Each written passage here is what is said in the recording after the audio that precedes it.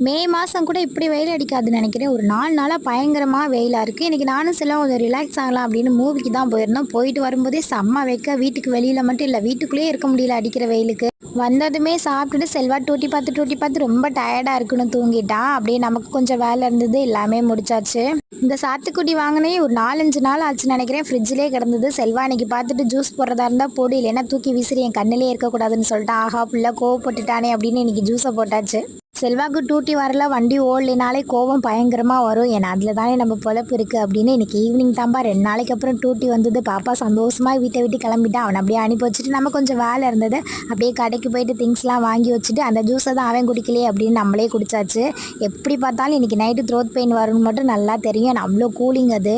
செல்வா வீட்டில் இருந்தால் தான் சோறாக்கணும், குழம்பு வைக்கணும், கூட்டு வைக்கணும் அப்படின்னு இருக்கேன். அவன் இல்லைன்னா எதையாவது செஞ்சு சாப்பிட்டுட்டு தூங்கினா போதுன்னு தான் இருக்கும். இன்னைக்கு நைட்டு சிம்பிளாக சேமியா தான் செஞ்சேன். சாப்பிட்டு தூங்க வேண்டியது.